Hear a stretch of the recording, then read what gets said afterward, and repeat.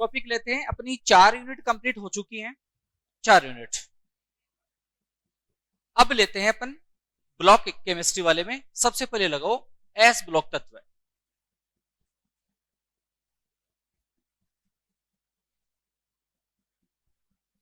S block तत्व, S block element. जो student नए जुड़े हैं उनके लिए खुशखबर है, क्योंकि ये अपने आप में एक नया टॉपिक है, इनका पूर्व के दिन से कोई रिलेशन नहीं है। तो जिनकी 4 यूनिट पेंडिंग रही हुई है उनको अलग से ऑफलाइन में अलग से पढ़ा दी जाएगी। तो यूं मान के चलो कि आज से एक नया बैच शुरू हो रहा है। आवाज प्रॉपर आ रही है कि कम ज्यादा करूं? ठीक है, ओके जी। इत्मीनान से पढ़ना। एस ब्लॉक के तत्व है। देखिए होता क्या है, आवर्त सारणी इस प्रकार से होती है, ओके, और इसमें एक वर्ग यहां दर्शाया जाता है, ये मैं कभी भी नहीं पढ़ाऊंगा यहाँ, और पढ़ना नहीं आपको अलग से। एफ ब्लॉक को नहीं पढ़ा जाता है, बट यदि एग्जाम की दृष्टि से देखा जाए तो इसको एस ब्लॉक कहा जाता है, इसको क्या कहा जाता है, पी ब्लॉक, इस बीच वाले को डी, और इसी के इस पार्ट को यहां लेकर के यहाँ किस नाम से दे दिया जाता है, एफ ब्लॉक दे दिया जाता है। इन चारों ब्लॉक को अपने को डिटेल से पढ़ना है। चूंकि डी ब्लॉक से रिलेटेड एक आपके उपसह संयोजक यौगिक नाम से चैप्टर है, डेफिनेट 2 क्वेश्चन देगा पक्का, ऐसी कोई एग्जाम नहीं जिसमें इसके 2 क्वेश्चन नहीं बने हो। तो इसके इलेक्ट्रॉनिक कॉन्फ़िगरेशन का अच्छा क्वेश्चन आता है, इसके अलावा इस अपने आप में ये 2 क्वेश्चन और देगा। पी ब्लॉक मोस्टली 2 क्वेश्चन देता है, जिसमें एक शून्य वर्ग अपने आप में 1 प्रश्न देता है। ये वो स्टूडेंट है, कई स्टूडेंट डिमांड करते रहते हैं कि सर इंपॉर्टेंट है ना वो पढ़ाओ, इंपॉर्टेंट कुछ भी नहीं होता भाई कंपटीशन में, बट इतना जरूर थोड़ा सा हाईलाइट करते रहना कि एग्जाम टाइम पे आपके पास इतना ज्यादा मैटर हो जाए कि उसको आप थोड़ा फास्टली रिवाइज करो। तो अपने आप को टारगेट रखा करो, जैसे किसी को हैशटैग कर दिया, समझ लो कि मुझे ये पढ़ना है, या कोई हाईलाइटर से हाईलाइट करता हो, कैसे भी करते हो वो मैनेज कर लेना आप लोग। तो मैं आपको थोड़ा थोड़ा आइडिया दे रहा हूँ इसके अंदर कि ये चीजें आपको ज्यादा अच्छा देनी है, यहाँ से पर्सन बनता ही बनता है। तो देखो पी ब्लॉक का 2 क्वेश्चन देगा आपको औसतन, उसमें एक प्रश्न अपने आप में कौन सा देता है, शून्य वर्ग वाला अपने आप में 1 क्वेश्चन देता है, बाकी का रिमेनिंग पार्ट है वो अपने आप में 1 क्वेश्चन देता है। इसके अलावा डी ब्लॉक के इसको शामिल करके उप से शामिल कर लो तो 2 + 1 3 क्वेश्चन डेफिनेट है, 5 तक भी जा सकते हैं, बट 3 क्वेश्चन पक्के हैं। इस वाले पार्ट से 1 क्वेश्चन पक्का है, मूड होगा अगले वाले का 2% दे देगा। क्योंकि यदि आप सिलेबस को ढंग से उठा करके देखो ना, अब तक सिलेबस रट लिया होगा, जो नए बच्चे जुड़े उनको मैं कह दूं सिलेबस की 4 सेट बना लेना, एक एनी टाइम आपके पास, एक आपकी स्टडी टेबल पे, एक रिजर्व है। आधी रात को जरूरत पड़ गई तो ई मित्र या कहीं खुलवा लो, उससे पहले आपके पास हार्ड कॉपी होनी चाहिए। सिलेबस आपके टिप्स पे होना चाहिए, जीके का हो चाहे सब्जेक्ट का हो। यदि आप उसकी यूनिट्स को देखोगे ना, केमिस्ट्री की यूनिट्स को, तो लगभग 27 से 28 यूनिट आपके सिलेबस में है, 27 से 28 यूनिट है यदि आप ढंग से देखो तो उसको। और 27 से 28 यूनिट के क्वेश्चंस मोस्टली मतलब यूं मान के चलो कि 44 से लेकर के 50 की रेंज तक पर्सन बनते हैं अपने केमिस्ट्री के, 44 से 50 तक। अब आपको सर ऐसे कैसे, ये ऐसे इसलिए कि बायोमोलिक्यूल्स है, जैव अणु जिसके अंदर प्रोटीन है, कार्बोहाइड्रेट है, फैट है, विटामिन है, ये आप बायोलॉजी में भी पढ़ते हो एज वेल एज केमिस्ट्री में पढ़ते हो। तो मैं मेरा वेटेज बढ़ाने के लिए मैं तो मेरी केमिस्ट्री में मानूंगा उन क्वेश्चंस को, और बायो वाले अपना वेटेज बढ़ाने के लिए वो उनमें मानेंगे, और ये अपनी जगह सही भी है। तो इसलिए मैं कम से कम मिनिमम रेंज 44 मैक्सिमम 50 तक भी क्वेश्चन अपने। तो ये तो है इस यूनिट का एक टेंटेटिव आइडिया कि यहां से कौन कौन से यूनिट से कैसा कैसा क्वेश्चन बनता है। अब अपन बात करने जा रहे हैं एस ब्लॉक की। तो देखिए एस ब्लॉक के अंदर ढंग से देखा जाए तो एस ब्लॉक में 2 ही वर्ग होते हैं, और 2 वर्गों में देखा जाए तो एक तो कहलाता है क्षार धातु जिसको एल्कलाइन बोलते हैं, और एक क्षार मृदा धातु एल्कलाइन अर्थ मेटल, है ना। उनके अंदर उसमें एक अपवाद वाला तत्व अध्ययन किया जाता है, आवारा तत्व नाम दिया जाता है उसका, और वो कौन, हाइड्रोजन है। हाइड्रोजन है, उसके बाद लिथियम है, उसके बाद सोडियम है, पोटेशियम है, रुबिडियम है, और कौन सा है, सीजियम। ओके, इसी क्रम में यहाँ बेरिलियम है, और यहाँ पर कौन सा है, मैग्नीशियम है, कैल्शियम है, स्ट्रोंशियम है, और बेरियम है। ओके, अपन इनका अध्ययन करेंगे एस ब्लॉक के तत्वों। इसमें भी आपको यदि एग्जाम की दृष्टि से देखा जाए कि सबसे ज्यादा प्राथमिकता से किन को पढ़ना चाहिए। देखो मैं फिर कह रहा हूं, इंपॉर्टेंट सारा होता है, कोई इंपॉर्टेंट नहीं होता, मतलब ये कहते कि भाई ये इंपॉर्टेंट नहीं है, बट डेंसिटी मैक्सिमम क्वेश्चन बनने की कहां से होती है, तो सबसे ज्यादा मिलेगी आपको लिथियम वाले पार्ट से, हाइड्रोजन वाले पार्ट से, और किससे, बेरिलियम वाले पार्ट से। इनसे क्वेश्चन बनने की संभावनाएं प्रबलतम होती हैं। बाकी का तो प्रश्न बनता ही बनता है। इनका ज्वाला परीक्षण का टेस्ट बड़ा शानदार बनता है, फ्लेम टेस्ट का अच्छा क्वेश्चन आता है, इसका डेंसिटी का क्वेश्चन आता है, इनकी कंडक्टिविटी प्लस सोलिबिलिटी का क्वेश्चन बनता है, वो बनता है इंपॉर्टेंट क्वेश्चन ये बनते हैं। तो आज के अपने टॉपिक में सबसे पहले किसको लेंगे अपन, हाइड्रोजन को लेंगे। हाइड्रोजन के बारे में डिटेल से पढ़ेंगे कि हाइड्रोजन क्या है, इससे संबंधित किस प्रकार का क्वेश्चन बनते हैं। तो सबसे पहले आप एस ब्लॉक तत्व लगा करके इतना सा लिखो, इस वाले का नाम दे दो फर्स्ट, इसका नाम दे दो सेकंड वर्ग। ये वर्ग है अपने पास, और पहला जो वर्ग है ना वो तो क्या कहलाता है, क्षार धातु एल्केलाइन मेटल, और दूसरा कहलाता है क्षार मृदा धातु एल्केलाइन अर्थ मेटल।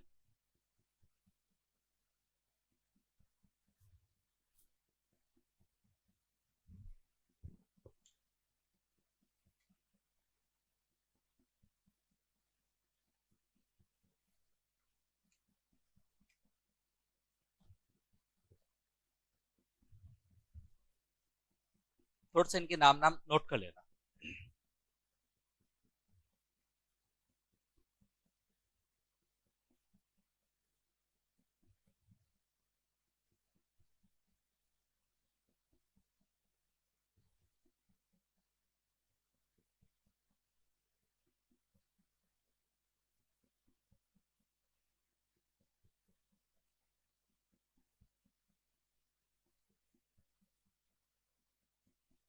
कर लिया। अब देखो मैंने एक ही इसको थोड़ा सा दिया ना, इसको तो चाहो तो अभी यहीं से लिख लो। ये विशिष्ट ज्वाला परीक्षण देते हैं, विशिष्ट flame test, specific flame test, विशिष्ट ज्वाला परीक्षण। अच्छा प्रश्न देता है, विशिष्ट ज्वाला परीक्षण स्पेसिफिक फ्लेम टेस्ट ये देते हैं। देखो इनको याद करने का तरीका बताऊं। जैसे 12th तक मान लीजिए आप कहीं कॉन्वेंट स्कूल में पढ़े हुए हो या सरकारी स्कूल में पढ़े हो, तो आप थोड़ी सी टीचर्स के मतलब पूरे प्रेशर में रहते हैं बच्चा। और जैसे वो कॉलेज में जाता है ना, तो फिर तो उसका कहना है कि फर्स्ट ईयर में जो उत्पात मचाता है ना, वैसा वो कहीं नहीं मचाता। यदि फर्स्ट ईयर में उसके 2-4 कहीं किक लग गई हो या कोई केश वेश हो गया तो वो साइलेंट हो गया, और फर्स्ट ईयर सेकंड ईयर तो बच गया, संगत खराब हो गई ना। आपने नोटिस किया होगा कि 12वीं तक के कोई बच्चा इंटेलिजेंट है या कमजोर है, उसका उसके फ्यूचर के सिलेक्शन पे कोई इफेक्ट नहीं पड़ता है भाई, क्लियर कट कह रहा हूं। कॉलेज में आप अगर कॉलेज में आपकी संगत कैसी है, यदि आप पढ़ने वाले बच्चों के साथ हो गए ना, तो आप आईएएस आरएएस भी बन सकते हो, चाहे आपका एकेडमिक रिकॉर्ड पीछे का कैसा भी रहा हो। ये अब भी लागू हो रहा है आपके साथ। यदि अब इस समय आपकी संगत अच्छी है ना, सीरियस बच्चों के साथ है, पढ़ने वाले बच्चों के साथ, करियर ओरिएंटेड बच्चों के साथ यदि आपकी संगत, अब भी ये सुधार लेना, मैं कह रहा हूं आप लोगों को। और यदि आपको लग रहा है आजाद सजा रहे हैं, राजमा मूवी देख के आते हैं, राजमान नाले में पानी भर गया वहां देख के आते हैं, यदि ऐसी संगत है तो दूर हो जाओ भाई। तो देखिए संगत का मतलब क्या रहा है, क्योंकि कॉलेज के दिनों में ये होता ही है। तो जैसे जाहिर सी बात है, आप साइंस के स्टूडेंट, तो 12th के बाद आपने क्या करी होगी, बीएससी करी होगी। देखो बीएससी एक साथ रहती है, बीएससी याद रख लेना इसको।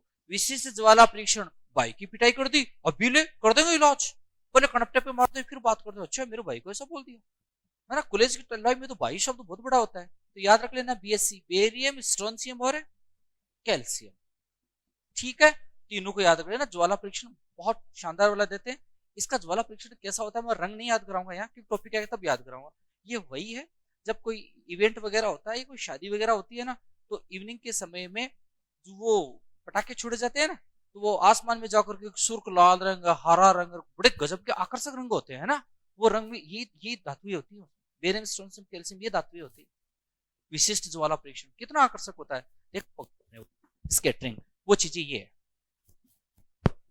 हाँ जी, अब लीजिए सबसे पहले इसके अंदर लगाइए हाइड्रोजन।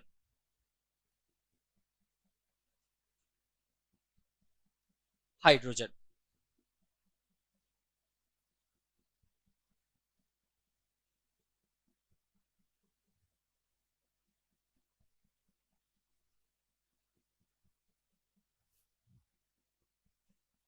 लिखो पहला स्टार लगा करके, या चलो ये नाम नहीं लिखूंगा, पहली लाइन ऐसी लिखाई जाए जो क्या पता आरपीएससी में आ जाए। तो कल को आप भी कहोगे कि पहली लाइन से क्वेश्चन है ना, लिखो आरपीएससी लगा रहा हूं, लक अच्छा हुआ तो ये लाइन आ जाएगी। लिखो आप एकल बंध के सापेक्ष सिंगल बॉन्ड, एकल बंध के सापेक्ष ज्ञात तत्वों में,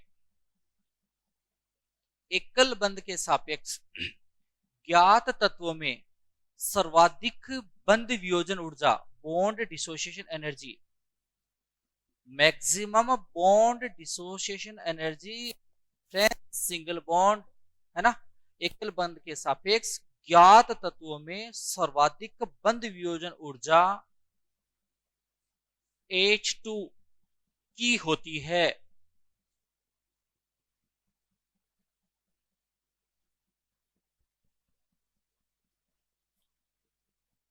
मतलब मैंने ना कोई खोज करता लिखवाया ना कोई लिखवाया, पहली लाइन लिखवाई, कम से कम पहली लाइन तो ढंग से पढ़ लेना, है ना। इसी का फिर क्वेश्चन बना रहा हूं, लिखो एकल बंध के सापेक्ष, क्वेश्चन बना के लिखो, एकल बंध के सापेक्ष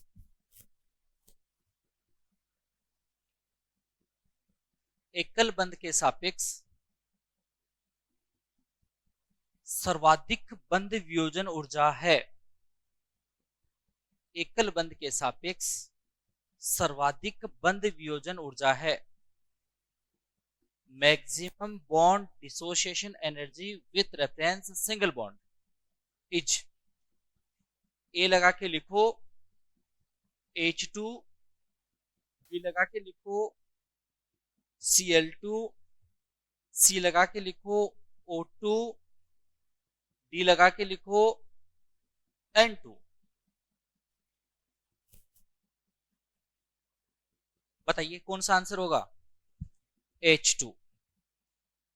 और ये इसका मान भी होता है 446 किलो जूल पर मोल।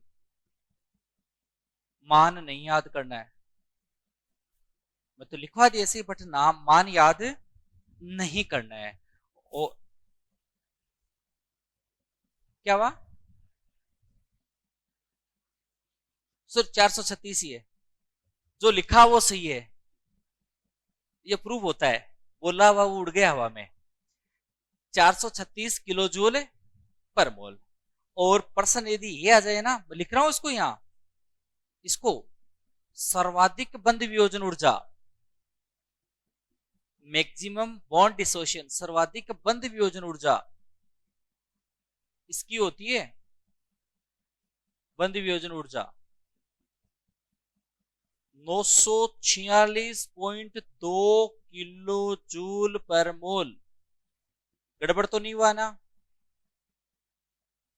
एक आदत डाल लेना, हालांकि मैं आपका टेस्ट होता है तो बीच में चेक करने आऊंगा।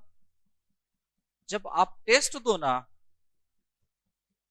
आप यहां टेस्ट देते हो ना, तो एक आदत डाल लेना कि पर्सन को पढ़ो तो उसको अंडरलाइन करो, क्या पूछा उसको गोले में, या अंडरलाइन अच्छे से अंडरलाइन कर लेना। जैसे पर्सन में क्या पूछा है, एकल बंद ज्यादा इसमें हाईलाइट करने लायक बात है, तो जब आप पढ़ो तो एकल बंद इसको अंडरलाइन करते फिर आगे बढ़ना। ऐसा क्यों? ऐसा इसलिए कह रहा हूं कि जब मेन एग्जामिनेशन में आप बैठोगे ना, तो बहुत डिप्रेशन लेकर के बैठोगे कि बहुत अच्छे से तैयारी करके, आपके करियर का सवाल है वो वहां। तो वहां होता क्या है कि जैसे मतलब आप क्वेश्चन सोल्व किया, एक किया, दो किया, तीन किया, अब मान लीजिए 10-15% आपने सोल्व किया, उसमें से 2% आपको आते आते किनारे पे आते आते आपसे अटक गया, मतलब उत्तर बैठा नहीं है आपके, चाहे फिजिक्स का हो चाहे केमिस्ट्री से बायो का हो। आप कहोगे यार चल टाइम नहीं है छोड़ो इसको, तो उसको राउंड करके, जो भी आपने इसका कोडवर्ड बना रखा होगा आपका, राउंड करके छोड़ो, अगला क्वेश्चन सोल्व करने लगे। तो फिर आपके वो अगला क्वेश्चन सोल्व कर रहे होते हैं ना, तो वो पर्सन पहले जो दो अनसोल्व थे ना, वो आपके कहीं ना कहीं चेतन अचेतन मन में उसको सोल्व कर रहा है, आपका मन दिमाग आपको सोल्व कर रहा है उसको। तो आधा दिमाग वहां डाइवर्ट है, आधा दिमाग यहाँ है, तो फिर आप सत्य को असत्य कथन पढ़ोगे, एकल बंध को बंध वियोजन ऊर्जा पढ़ोगे, और फिर गलती करोगे। दैट इज सिली मिस्टेक, वो सिली मिस्टेक है। तो उनको दूर करने का बेस्ट उपाय होता है, जो चीज क्या पूछी गई, असत्य सत्य मिलान करो, कम है ज्यादा है, आरोही है अवरोही है, इनको आप क्या करोगे, हाईलाइट करो। जैसे किसी के आगे आरोही आरोही अवरोही बहुत गलत होता है, ये चीजें मैं आपको विशेष सुधरा रहा हूँ, 2-4 क्वेश्चन तो मैं से करवा दूंगा आपके। आरोही आरोही शब्द आते दिमाग में क्या आना चाहिए, ये ऐसा है, पेपर पे वही बना दो ना, आरोही अंडरलाइन करते, हाँ ये मतलब इधर ज्यादा बढ़ाना है, इधर क्या करना है छोटा, अब अपने आप से बात होगी, नीचे चल रहा। वरना क्या होता है कि आरोही का अवरोही करके उत्तर आ रहा है आपको, बट वो बस सीरीज चेंज होगी, असेंडिंग डिसेंडिंग।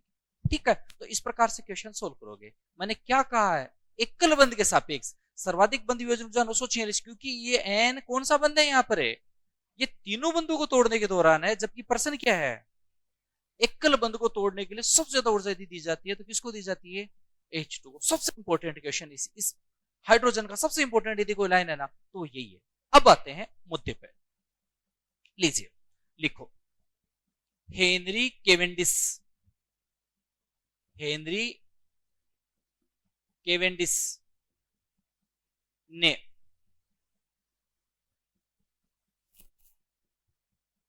हाइड्रोजन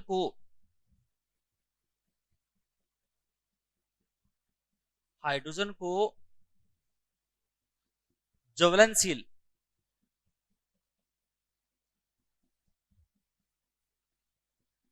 फ्लेमेबल ज्वलनशील पदार्थ नाम दिया,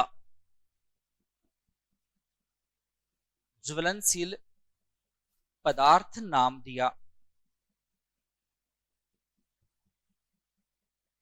ठीक है, उसके बाद लिखो, लेवोसियर ने,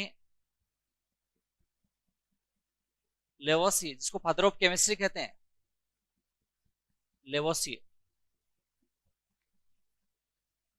लेवोसियर ने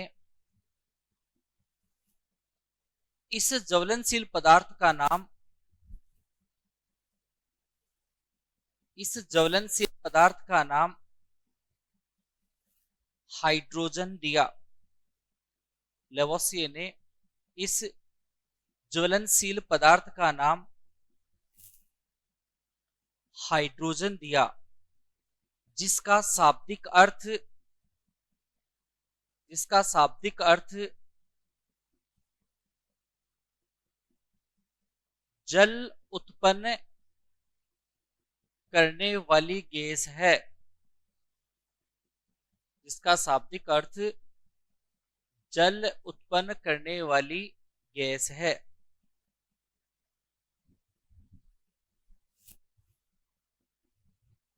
देखिए, लेवोसियर ने, हेनरी केवेंडिश ने उसका नाम क्या दिया, इसको देखो, इन्होंने क्या कहा, हाइड्रोजन, तो उसका संधि विच्छेद करके देख लेते हैं। हाइड्रोजन, जन का मतलब होता है उत्पन्न करने वाला, है ना, हाइड्रो का मतलब होता है H2। ठीक है, तो जल उत्पन्न करने वाली गैस का नाम लेवोसियर ने क्या, हाइड्रोजन नाम दिया। लीजिए नेक्स्ट लिखो आप, अच्छा प्रश्न आता है यहां से भी, लिखिए आप, हाइड्रोजन के समस्थानिक या अबंडेंस ले लें, चलो समस्थानिक ले लेते हैं, हाइड्रोजन के समस्थानिक, आइसोटॉप्स ऑफ हाइड्रोजन, हाइड्रोजन के समस्थानिक कितने आइसोटोप होते हैं इसके, 3 आइसोटोप होते हैं। सिंपल सा एक इक्वेशन अक्सर बन जाता है, इजी सा। हाइड्रोजन के समस्थानिक, पहला समस्थानिक लिखो, लिखिए प्रोटियम, प्रोटियम 1H1, 1H1, एक प्रोटॉन होता है इसके पास, एक इलेक्ट्रॉन होता है। ध्यान रहे क्या नहीं होता, न्यूट्रॉन नहीं होता है। अब आपसे को पूछ ले, कंपटीशन एग्जाम का प्रश्न तो नहीं है, बट आपकी आईक्यू के लिए अच्छा प्रश्न है कि हाइड्रोजन के पास न्यूट्रॉन क्यों नहीं होता है। यदि आपसे कोई क्वेश्चन, एक तरह सा तत्व है जिसके पास क्या नहीं है, न्यूट्रॉन नहीं है, क्यों नहीं है, यदि ऐसा प्रश्न कर ले कोई तो बहुत इसका सटीक जवाब है। देखो प्रकृति का नियम क्या, थोड़ा सा इसको मैं थोड़ा सा आपका आईक्यू के लिए बताता हूं कि जैसे मान लीजिए परमाणु, तो परमाणु का नाभिक है, नाभिक में क्या पाए जाते हैं, प्रोटॉन पाए जाते हैं और न्यूट्रॉन पाए जाते हैं, और चारों ओर क्या पाए जाते हैं इसके, इलेक्ट्रॉन। अब देखो इलेक्ट्रॉन एक निश्चित ऊर्जा स्तर में बनाए हुए से पाए जाते हैं। अब अपने से कोई प्रश्न कर ले, देखो सिंपल सिंपल क्वेश्चन होते हैं कि जैसे मान लीजिए पहले ऊर्जा स्तर में अधिकतम कितने इलेक्ट्रॉन बढ़ते हैं अपन, 2, और अधिकतम दूरी पे बढ़ते हैं।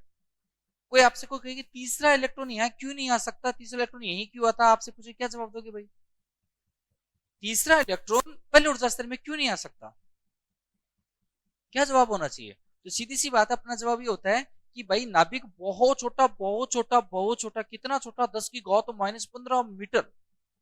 ये यूं मान के चलो कि एक गेंद है, टेनिस की गेंद है, और ये नाभिक है, तो ये जो ऊर्जा स्तर है ना, ये ऐसे है कि इस टेनिस की गेंद से 5 किलोमीटर की दूरी पे चले जाओ, मतलब पूरे सीकर के पार, और 5 किलोमीटर की परिधि बनाओ, वो है परमाणु, और उसका ये नाभिक है टेनिस की गेंद।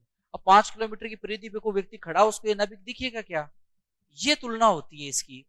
तो नाभिक बहुत छोटा होता है, तो इसके पहला ऊर्जा स्तर बहुत छोटा होगा। तो इसका जवाब देखो क्या दिया जाता है। इसका जवाब ये दिया जाता है कि नाभिक बहुत छोटा, तो इसके अंदर 2 इलेक्ट्रॉन है, तो एक दूसरे को क्या करें, प्रतिकर्षित करते हैं। कि अपन जानते हैं like charge repel to each other, समान आवेश हमेशा एक दूसरे को क्या करते हैं, प्रतिकर्षित करते हैं। तो ये एक दूसरे को प्रतिकर्षित करें तो अधिकतम दूरी पे बैठे हैं ऐसे, और तीसरा आएगा तो प्रतिकर्षण बहुत ज्यादा बढ़ेगा, और प्रतिकर्षण बढ़ेगा तो उसकी ऊर्जा बढ़ जाएगी, ऊर्जा बढ़ेगी तो इलेक्ट्रॉन यहाँ नहीं बैठ के कहां शिफ्ट हो जाएगा, बोलो बात समझ में आ गई। दूसरे में 8 ही क्यों है, बोले राउंड थोड़ा सा बड़ा हो गया, तो 8 तक तो ठीक है, और जैसे 9 आया तो प्रतिकर्षण ज्यादा हो गया, तो उससे आगे वाले चलो, बोले बात समझ में आ गई। इसी का एक क्वेश्चन आपसे ये कोई कर ले, तो चलो आपने ये बहुत ज्यादा अच्छे से क्लियरिफिकेशन दे दिया, जरा ये बताओ नाभिक के अंदर 2 प्रोटॉन हो गए, तो इनमें प्रतिकर्षण नहीं होगा क्या? यहां तो आप 10 तो 12 प्रोटॉन ठूस ठूस के बैठा रखे हैं। जैसे बात करूं मैं सोडियम की, सोडियम का परमाणु क्रमांक कितना है, 11, तो इसकी 11 तो प्रोटॉन है कि नहीं है नाभिक में। इलेक्ट्रॉन आप कह रहे हो यहाँ रिपल्सन है तो 2 आएंगे, यहाँ 8 आएंगे, और यहाँ 1 आएगा, ये तो जाती है, गलत है भाई। 11 प्रोटॉन को तो आप पॉजिटिव चार्ज को तो इस जगह बैठा रखा आपने, और इलेक्ट्रॉनों को कह रहे हो कि रिपल्सन हो रहा, दूर दूर होता है, तो क्या जवाब आएगा इसका? विज्ञान ये जवाब देती है कि नाभिकीय परास में किसी प्रकार का अट्रैक्शन नहीं होता और किसी प्रकार का रिपल्सन नहीं होता। ये जवाब है इसका। विज्ञान क्या जवाब देती है? नाभिकीय परास में किसी प्रकार का आकर्षण और प्रतिकर्षण नहीं लगता। ये तो पीछा छुड़ाने वाली बात हो गई, ये तो पीछा छुड़ाने वाली बात हो गई। अब किसी से पूछ लिया कि महाराज जीव कितना बड़ा हुआ है, बोले तो हुआ है जीव, वो जब व्यक्ति मरता है तो जीव इतना सा होता है, ठीक है। बोले चींटी में फिर इतनी मोटी तो चींटी होती ही नहीं है उसका जीव। तो बोले आस्था के संदर्भ में या धर्म के संदर्भ में किसी प्रकार का कोई आर्गुमेंट नहीं होता, जो है मानो। तो नाभिकीय परास में किसी प्रकार का अट्रैक्शन एंड रिपल्सन नहीं होता। ये जब आप पूछे तो आपको ये देना है, बट कहीं ना कहीं क्यूरी शांत नहीं, मन संतुष्ट नहीं हुआ। आगे बढ़िए।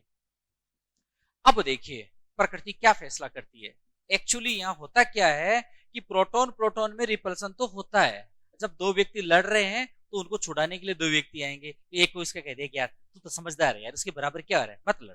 बोले उसके दांत तोड़ दूंगा, बोले बाद में तोड़ देना, एक जना इसको पकड़ता है, एक जना इसको पकड़ता है। मेरा कहने का मतलब ये है कि नाभिक में यदि 2 प्रोटॉन है, ठीक है, नाभिक में 2 प्रोटॉन है, तो इनको आवेश को पर्दा लगाने के लिए यहाँ 2 उदासीन न्यूट्रॉन आ गए। बोलो शांत वाक नहीं हुआ। प्रकृति ने कितना शानदार फैसला किया। अब जैसे जैसे जैसे नंबर ऑफ प्रोटॉन्स बढ़ेंगे तो नंबर ऑफ न्यूट्रॉन्स बढ़ेंगे नहीं बढ़ेंगे? एक को डांटने के लिए 1 न्यूट्रॉन होगा कि नहीं होगा? तभी देखो कभी भी चेक कर लेना कि किसी परमाणु में जितने प्रोटॉन है उतने न्यूट्रॉन तो होंगे होंगे। न्यूट्रॉन कभी भी प्रोटॉन से कम नहीं हो सकते, कभी भी देख लेना। सोडियम में देख लो 11 प्रोटॉन है तो 12 न्यूट्रॉन है। क्या पता एक कोई प्रोटॉन ज्यादा बदमाश उछल के ऊपर से मार रहा हो तो उसको 2 जने पकड़ करके बैठे हो। समझ रहे हो ना? तो देखिए अब बताओ हाइड्रोजन के पास एक ही प्रोटॉन है, तो क्या प्रकृति इसको एक न्यूट्रॉन से नवाजेगी क्या? इसको जरूरत ही नहीं है भाई, इसके दांत ही नहीं तो ये अखरोट घर में लाएगा क्या?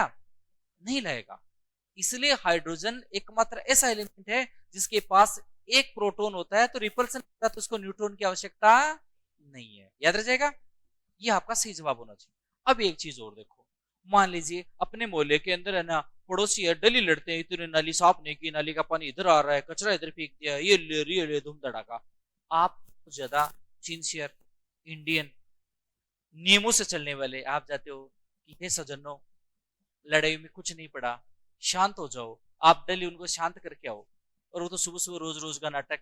अब देखो डेली डेली लड़े, अंत में आप भी थक जाओगे, आप भी क्या कहोगे, अरे पढ़ो रे कुआ के, यही स्थिति होगी ना। तो देखिए जब नंबर ऑफ प्रोटॉन्स बहुत ज्यादा हो जाएंगे, बहुत ज्यादा हो जाएंगे, नंबर ऑफ प्रोटॉन्स बहुत ज्यादा, तो डेली रिपल्सन होगा इनमें भयंकर वाला। तो न्यूट्रॉन भी इनको बचाते बचाते क्या हो जाएंगे, थक जाएंगे। मतलब एक अवस्था ऐसी होगी कि एक एनपी अनुपात होता है, कहीं आपका पढ़ा हुआ बीएससी वगैरह में कॉलेज वाले, एनपी नाइट्रोजन प्रोटॉन अनुपात, एक रेशियो होता है। तो न्यूट्रॉन बोले और भेजो, सीआरपी भी भेज दो, है ना, वो आरएसी भी भेज दो, सारे भेज दो, बोले बहुत भयंकर लड़ाई हो रही है, तांडव हो रखा है। तो न्यूट्रॉन आते आते आते फिर भी दे दड़ाते लग रहे हैं। तो अंत में न्यूट्रॉन थक जाएंगे, बोले पड़ोक हुआ के अंदर अपने आप जाओ। तो ये रिपल्सन अब शुरू होगा, लड़ाई होगी, तो क्या होगा, नाभिक टूटेगा। मतलब इनकी किस्मतें फूट जाएगी। कब? बिस्मत पर। बिस्मत पर आते हैं इनकी क्या होती है, किस्मतें फूट जाएगी। एटॉमिक नंबर याद करो, देखो क्या दिखा रहे थे, 8 दिखाई दे रहा है ना, 8 के साथ साथ मुझे तो 3 भी दिखाई दे रहा है इसमें, देखो ये रहा परमाणु क्रमांक 83। परमाणु क्रमांक 83 पर आते आते ये प्रोटॉन इतने ज्यादा रिपल्सन करेंगे, इतने ज्यादा रिपल्सन है कि न्यूट्रॉन से कंट्रोल नहीं होते। तो ये कहेंगे पड़ो कुएं के अंदर ये स्वतः टूटेंगे, और स्वतः टूटेंगे तो यहां से ऊर्जा उत्सर्जित होगी। ऊर्जा किस रूप में होगी, अल्फा कण, बीटा कण, गामा कण, है ना। इसके अलावा 2-4 अलग अलग छोटे छोटे नाभिक बनेंगे, दैट इज रेडियो एक्टिविटी। कौन सी घटना, रेडियो एक्टिविटी। हेनरी बैक्वेरेल ने खोज की थी। नाभिक रेडियो एक्टिविटी हिंदी में यही होता है ना, रेडियो एक्टिविटी की घटना होती है। आपने पढ़ा होगा कि रेडियो एक्टिविटी है वो अस्थायी नाभिकों का गुणधर्म है। इस पे ताप, दाब, इलेक्ट्रॉनों की संख्या प्रभावित नहीं पड़ती, ये स्वतः ही टूटते रहते हैं। तभी तो देखो महंगी घड़ियां होती है ना, उनकी डायल वगैरह होती है ना, वो रात को दिन को चमकती रहती है, दिन में दिखाई नहीं देती, रात को दिखाई देती। अब आपको किस तरह में, तो 30 रुपए वाली घड़ी ले आया और मारली भी चमक रही, बिल्कुल चमक रही। वो चमक रही थी फॉस्फोरस की वजह से। फॉस्फोरस भी हवा से क्रिया करके चमक उत्पन्न करता है, उस वजह से चमकती है।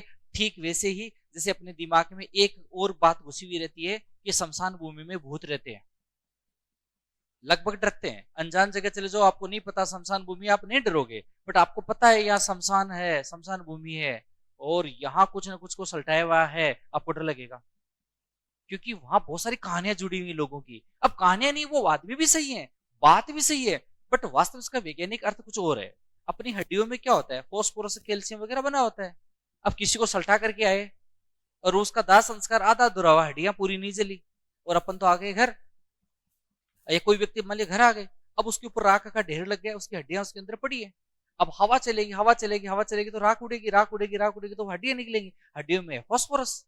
अब फॉस्फोरस के हवा के संपर्क में आता है, स्फूर्दीप्ति उत्पन्न होती है, जिसे जुगनू, जुगनू जब उड़ता है ना, तो उससे जो पदार्थ निकलता है ना, वो हवा से क्रिया करके प्रकाश ज्वाला उत्पन्न करता है, इसको स्फूर्दीप्ति कहते हैं। अब वो जैसे हड्डी हवा के संपर्क में आई और वो सफेद ज्वाला जली। अब कोई व्यक्ति वहां से गया, दिन में मान लीजिए कुर्डाराम सलट गया था, है ना, अब वो व्यक्ति जा रहा है, धीरे धीरे वो सोच रहा है यार कुर्डाराम बैठा है क्या, है ना। अब वो नजर गई, हवा लगी, उसकी हड्डी पे अचानक कोई इंसिडेंट ऐसा बना कि वो चमक बनी, और भाई जी के तो पसीना आ गया। वो जाएगा दूसरी दूर, रो बोले भाई भट्टी मत चले जाइए, बोले क्यों, रो बोले बाप की सोगन कुल्डो बड़े बीड़ी पियो, मैं देख रहा हो। अब वो व्यक्ति अपनी जगह सही है, वो व्यक्ति अपनी जगह सही है, बट घटना कौन सी हो रही है, वो अलग हो रही है। अब देखो दूसरे तीसरे दिन 2 व्यक्ति और जाएंगे, और वो भी टेढ़ी टेढ़ी नजरों से देखेंगे, यार कहीं वो कूड़ाराम बीड़ी तो नहीं पी रहा है बेटा बेटा, और संयोग से वो घटना फिर दोहरा दी। किसी ने किसी की हड्डी पड़ी थी, फॉस्फोरस से हवा के संपर्क में आया, स्फूर्दीप्ति उत्पन्न हो गई, लग गई ना मोर। अब वो आज के बाद वो व्यक्ति भूत बन चुका है, उससे बच करके रहना, ये चीजें। तो ये वैज्ञानिक दृष्टि से देखा जाए तो ऐसी कोई चीज नहीं होती है। अब आप जिद मत करना कि सर आ जाओ हमारे संगठन में बताओ, मैं किसी के साथ नहीं जाऊंगा। वैज्ञानिक दृष्टि से ऐसा नहीं होता, ठीक है।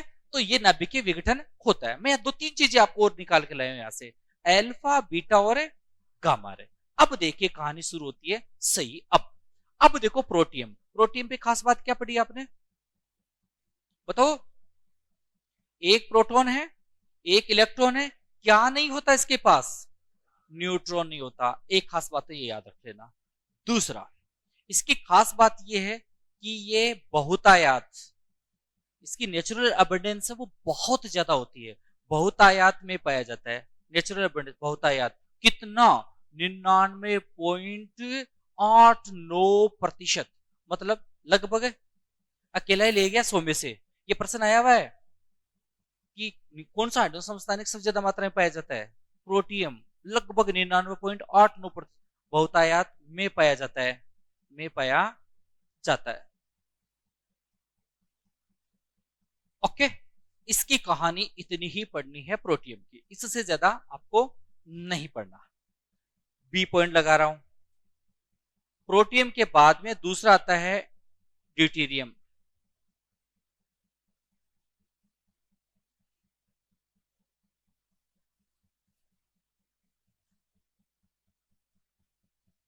ठीक है, इसके खोजकर्ता थे वो थे यूरे ब्रिकवेडे व मर्फी।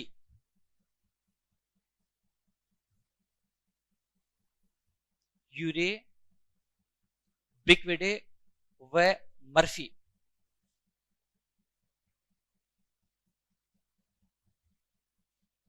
प्रतीक, प्रतीक होता है इसका 1H2 या डी के द्वारा, 1H2 या डी के द्वारा। सिंपल सा प्रश्न देता है इसका। ये ड्यूटेरियम है ना, इसका वजन है वो हाइड्रोजन से जस्ट क्या होता है, डबल हो जाता है। इसका जस्ट वजन क्या होता है, डबल। घनत्व तो डबल है इसका। पढ़ेंगे भी, देखो कैसे क्या घनत्व तो डबल है। इसके पास क्या क्या होते हैं, इसके पास है ना एक प्रोटॉन होता है, एक न्यूट्रॉन होता है, और एक क्या होता है इसके पास, इलेक्ट्रॉन। तो जरा देखो, एक ड्यूटेरियम बराबर 2 प्रोटियम के इक्वल हो गया कि नहीं वजन में। एक प्रोटियम सॉरी एक ड्यूटेरियम 2 प्रोटियम के इक्वल हो गया नहीं हो, ये प्रश्न बनता है। तो इसको थोड़ा सा ध्यान में रख लेना कि जैसे आपसे डेंसिटी पूछ लेगा कि इसके H2 अणु को D2 के अणु द्वारा रिप्लेस कर दिया जाए तो इसका द्रव्यमान कितना होगा। सिंपल सा क्वेश्चन। तो जितना हाइड्रोजन का भार आपने 1 माना है तो ड्यूटेरियम का कितना मान लेना, 2 मान लेना। इसके पास एक प्रोटॉन होता है, एक न्यूट्रॉन होता है, और एक क्या होता है, इलेक्ट्रॉन होता है। लीजिए, इसी में फिर स्टार लगा के लिखो, ड्यूटेरियम का भार, ड्यूटेरियम का घनत्व, कैपिटल डी लगा दो सीधा सीधा। ड्यूटेरियम का घनत्व, ड्यूटेरियम का घनत्व H यानी प्रोटियम से डबल, दुगुना होता है, दुगुना होता है।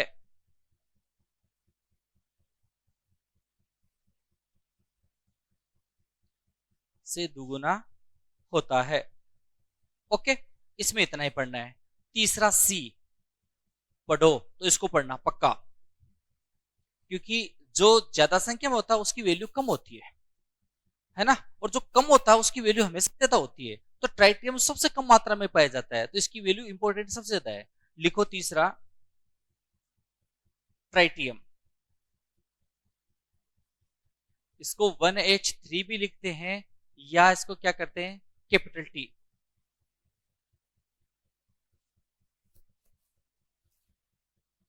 देखो ये भारी हुआ कि नहीं हुआ, सबसे भारी कौन सा है भाई, हाइड्रोजन है, ड्यूटेरियम है और ट्राइटियम, तीनों में सबसे भारी कौन है बताओ, ट्राइटियम भारी हो गया ना। तो हार्ट अटैक आने का खतरा इसके जैसा हो गया ना भाई, हार्ट अटैक आने का खतरा इसको हुआ कि नहीं हुआ भाई। कोई व्यक्ति ज्यादा भारी है तो उसको कहते नहीं यार तू हाथी जैसा हो गया, तेरा हार्ट अटैक आ जाएगा।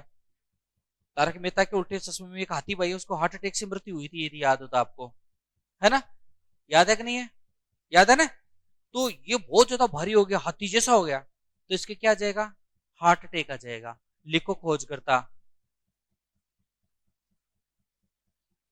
ओलीहेंट, ओलीफेंट मत लिख देना, ओलीहेंट कोमा हार्टेक,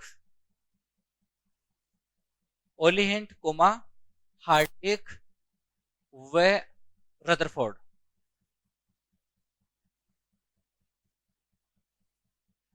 रदरफोर्ड ज्यादा खोज करता है, उतने ज्यादा फोकस याद रख लेना कि हाइड्रोजन की खोज तो किसने की थी, हेनरी केवेंडिश ने की थी, ठीक है। या प्रोटियम की खोज, ड्यूटेरियम की खोज यूरे ब्रेकविडे, ये से ड्यूटेरियम, अरे ड्यूटी पे बेटा बेटा बर्फी खा रहे हो, है ना, ये बिस्किट खा रहे हो, ऐसे याद कर लो, ड्यूटी पे बेटे बेटे बिस्किट और बर्फी नहीं खानी चाहिए। यूरे ब्रेकविडे, और ये कौन सा था, बर्फी, बर्फी नहीं है, मर्फी, याद हो गया। ये बहुत ज्यादा भारी है, भारी तो हाथी जैसा, हाथी जैसा तो क्या जाएगा, हार्ट अटैक आ जाएगा। मतलब रदरफोर्ड है वो बहुत भारी हाथी जैसा, और उसके क्या आ गया, हार्ट अटैक। हाथी जैसे रदरफोर्ड के हार्ट अटैक आ गया, ये लो, याद हो गए। ओके, अब देखो ट्राइटियम की खास बात। ट्राइटियम ट्राइटियम के पास क्या क्या होते हैं, एक प्रोटॉन, दो न्यूट्रॉन और एक इलेक्ट्रॉन होता है। ट्राइटियम में अब 2 लाइन लिखवा रहा हूं, मुझे नहीं पता, ताबीज बना लेना, बट ये 2 लाइन याद होनी चाहिए प्रत्येक स्टूडेंट को। ये अब तक तो किसी का याद हुआ है तो ठीक है, वरना आप अपने स्तर पे देख लेना। अब जो 2 लाइन लिखवा रहा हूं ना, ताबीज बनाने वाली, लिखिए। पहली बात, ट्राइटियम ट्राइटियम हाइड्रोजन का ट्राइटियम हाइड्रोजन का रेडियो सक्रिय तत्व है, रेडियो एक्टिव एलिमेंट, रेडियो सक्रिय तत्व है। प्रश्न ये बना हुआ है कि हाइड्रोजन का ऐसा कौन सा समस्थानिक है जो क्या है, रेडियो रेडियो सक्रिय तत्व है, जिसका, ये रटना है, जिसका अर्ध आयु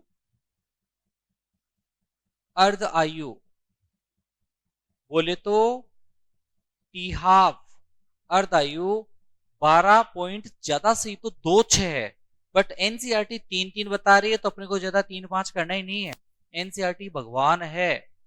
यदि मैं मेरी कह रहा हूं, यदि कभी कोई मेरे से संपर्क नहीं हो पाए और मैंने आपको पढ़ा दिया और आप कोई तैयारी कर रहे हो और आपके सामने क्वेश्चन आ गया कि एनसीईआरटी ये बता रही है, सर ने ये पढ़ाया है, तो कोशिश तो ये करना है कि मेरे से एक बार कंसल्ट कर लेना, ठीक है। मेरे से संपर्क नहीं हो पाया किन्हीं कारणों से आपका, और आपके सामने दुविधा आ गई, क्योंकि स्टूडेंट के सामने सबसे बड़ी दुविधा ये चीज होती है, यदि एनसीईआरटी और मान लीजिए मैं लिखे में अंतर आ गया तो मेरे से संपर्क हुआ, कुछ गलतियां हैं, ऐसी बात नहीं, एनसीईआरटी में गलतियां हैं, कुछ गलतियां हैं। यदि संपर्क नहीं हो पाया तो मेरे को गलत मानते हुए एनसीईआरटी को सही मानना। क्या कह रहा हूं मैं, मेरे को गलत मानते हुए एनसीईआरटी को सही मानना। ओके, भगवान आपके सेकंड ग्रेड में सिलेक्शन निकालना है तो एनसीईआरटी को रट के रख दो, दावे के साथ कह रहा हूं सिलेक्शन। एनसीईआरटी कौन सी, 11वीं और 12वीं, बस। हाँ जी, जिसका अर्ध आयु टी हाफ कितना होता है, 12.33 मात्रक सबसे ज्यादा इंपॉर्टेंट है। ये गड़बड़ करवाएगा पर्सन, यही आया था कि ट्राइटियम का अर्ध आयु काल है 12.33 सेकंड, 12.33 मिनट, 12.33 साल। अब फुटिया ढोल गड़बड़ हो गई ये कि ये मिनट था, सेकंड था या ईयर था, गड़बड़ वो हो गई। 12.33 याद था, बट 12.33 तो सारे ऑप्शन आ गए। रट लेना लेना, अंदाज से बताओ, रेडियो एक्टिव सक्रिय तत्व है, मिनट होगा, सेकंड होगा या साल होगा, आपके हिसाब से क्या होना चाहिए बताओ। तुक्का लगाओगे तो क्या लगाओगे, वेरी गुड, आपका एकदम से सही जवाब है। अब इतना ज्यादा मैंने इस पे फोकस कर दिया, वो तो गलत नहीं करोगे आप लोग। 12.33 साल, ईयर होता है। पर्सन बना के लिखवाऊं या चल जाएगा, रह जाएगा याद, ठीक है। अब साल ना बोल करके वर्ष बोल तो ज्यादा ठीक रहेगा ना।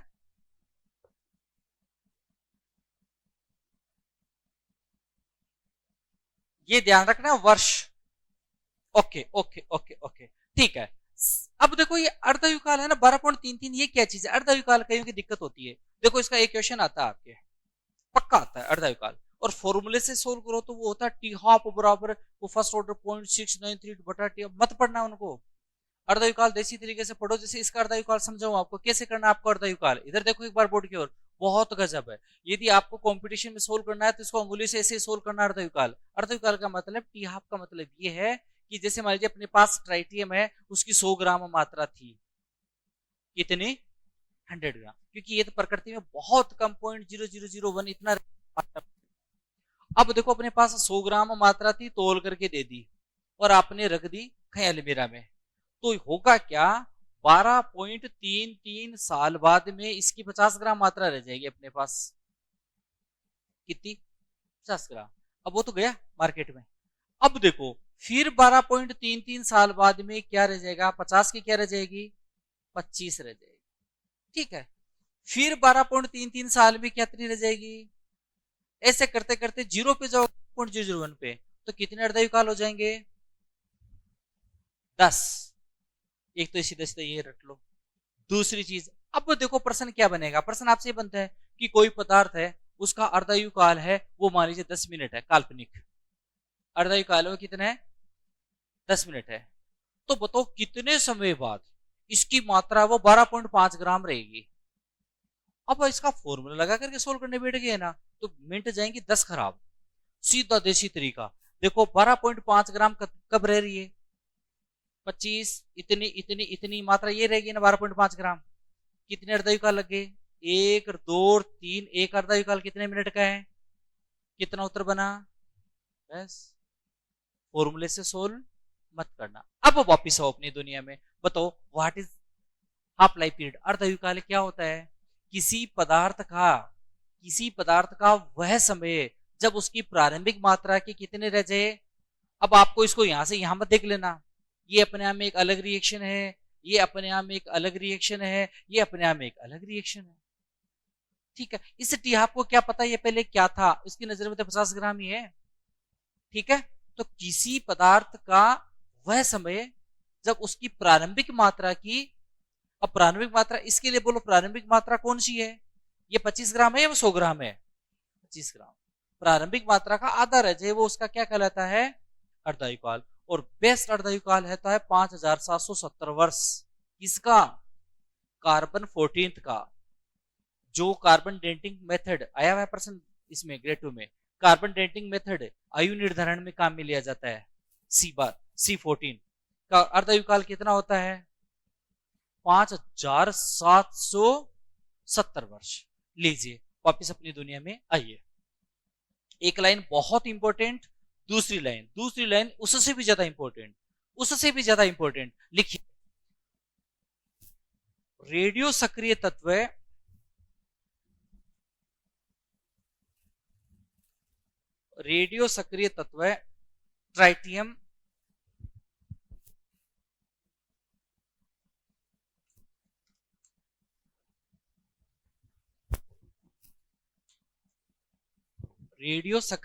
ट्राइटियम केवल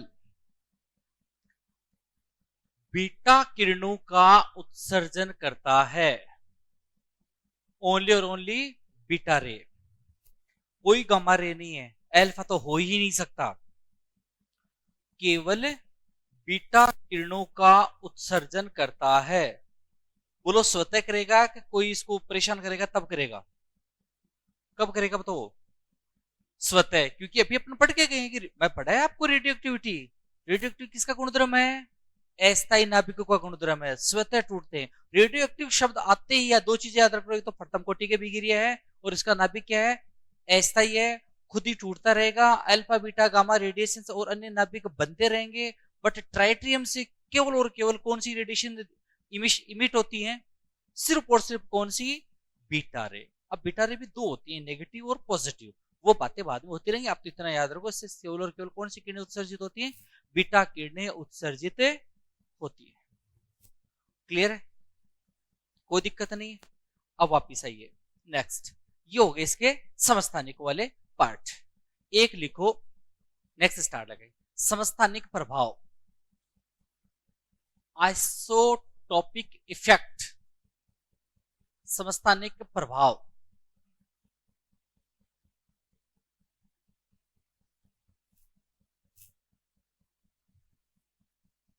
लिखिए, किसी तत्व के, परिभाषा लिखवा रहा हूं बट इसको रटने की प्रयास मत करना।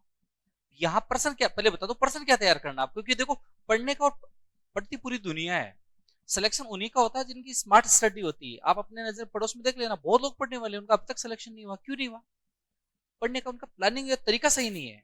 पढ़ रहे, कोई किताब मिल गई, पढ़ने बैठ गए, कोई सेंस नहीं है। जैसे आप समझता प्रभाव, उसकी परिभाषा रटने बैठ जाओगे, ये होता है तो वेस्ट ऑफ टाइम है। यहाँ सिर्फ इतना याद करने लायक बात है कि हाइड्रोजन के समस्थानिक है ना, जैसे प्रोटियम है, ड्यूटेरियम है और कौन से ट्राइटियम, केवल हाइड्रोजन के 3 समस्थानिक, या मैं H, D और T नाम दे दूं, ये केवल ये समस्थानिक ही कौन सा प्रभाव दर्शाते हैं, समस्थानिक प्रभाव दर्शाते हैं, बाकी के अन्य तत्वों के समस्थानिक प्रभाव नहीं दर्शाते।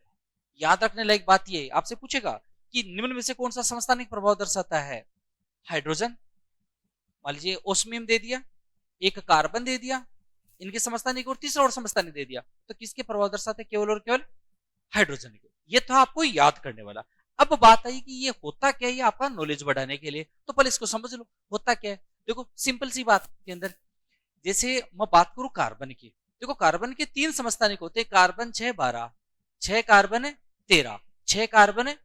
अब किसी बंधु के याद नहीं, समझ में नहीं आता तो ध्यान रखना, ये किसकी संख्या है, प्रोटोनों की संख्या है, और इसमें 7 6 न्यूट्रॉन और मिला दो, 6 और 6 हो गए 12, ठीक है। इसमें से इसको घटा देना, क्या बच गया 6, 13 में से 6 गया 7, 14 में से 6 गया 8, तो ये तो है प्रोटोनों की संख्या, और ये किसकी है, न्यूट्रॉनों की संख्या। दोनों को जोड़ दो, किसका हो जाएगा, प्रोटोन प्लस न्यूट्रॉन, तो ये संख्या न्यूट्रॉन द्रव्यमान संख्या कहलाती है, ये होती है। तो देखो ये समस्थानिक 3 है, अब देखो इनका वजन देखो, इसका कितना है 12, इसका कितना है 13, इसका कितना है 14। यदि इनका अनुपात लो ना, द्रव्यमान का अनुपात, तो नियर बाई है। जैसे मान लीजिए इसको मैं 1 मान लो, 1 कैसे माना, 12 में 12 का भाग दे दिया, कितना माना है 1, इसके 13 में 12 का भाग दिया तो 1 पॉइंट समथिंग, फिर 14 में 12 का भाग दिया तो भी कितना आया 1 पॉइंट समथिंग, समझ रहे हो ना।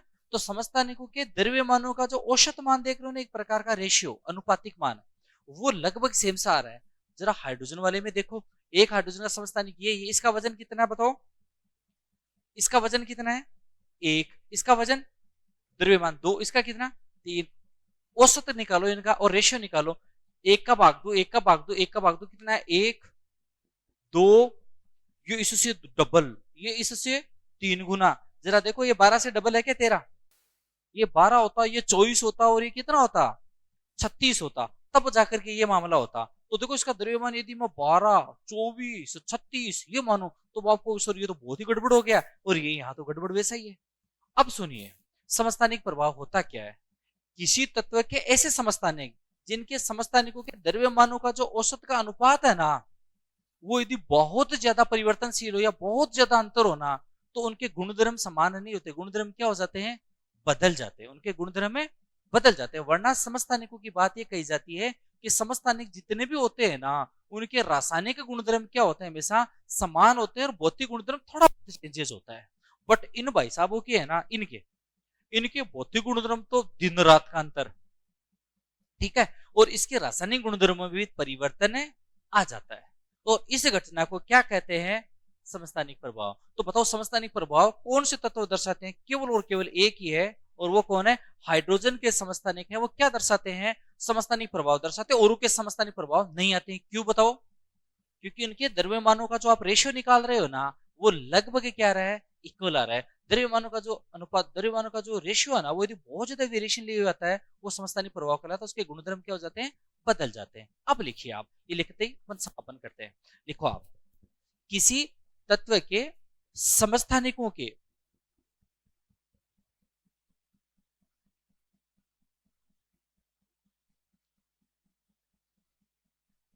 किसी तत्व के समस्थानिकों के द्रव्यमानों का अनुपात, ratio of mass of any isotope of element are very different. हाँ, बना लीजिए वाक्य का, क्या लिखा आपने, किसी तत्व के समस्थानिकों के द्रव्यमानों का अनुपात में अत्यधिक अंतर होने पर, अनुपात में अत्यधिक अंतर होने पर इनके भौतिक व रासायनिक गुणधर्म, फिजिकल एंड केमिकल प्रॉपर्टीज, इनके भौतिक व रासायनिक गुणधर्म बदल जाते हैं, भौतिक व रासायनिक गुणधर्म बदल जाते हैं, जिन्हें समस्थानिक प्रभाव कहते हैं। मैं फिर निवेदन कर रहा हूं आप लोगों से, ये परिभाषाएं वगैरह याद करने में टाइम जाया मत करना। इतना याद रखना कि समस्थानिक प्रभाव कौन से तत्व के समस्थानिक दर्शाते हैं? केवल और केवल है हाइड्रोजन के। सरल लगा के लिखो, केवल हाइड्रोजन तत्व के समस्थानिक, केवल हाइड्रोजन तत्व के समस्थानिक, कोमा लगाना, समस्थानिक प्रभाव दर्शाते हैं, आइसोटोप इफेक्ट। केवल हाइड्रोजन तत्व के समस्थानिक प्रभाव दर्शाते हैं। इसका मतलब यह है इनके भौतिक और रासायनिक गुणधर्म क्या हो जाएंगे? थोड़े से चेंज हो जाएंगे, और चेंज होंगे तो इसके एक रिएक्शन बना करके एक पर्सन तैयार कराऊंगा, वो करवाऊंगा आपको नेक्स्ट क्लास में। ताकि मेरे को याद दिलाओगे कि सर एक क्वेश्चन तैयार लिखवाना। Okay, thank you.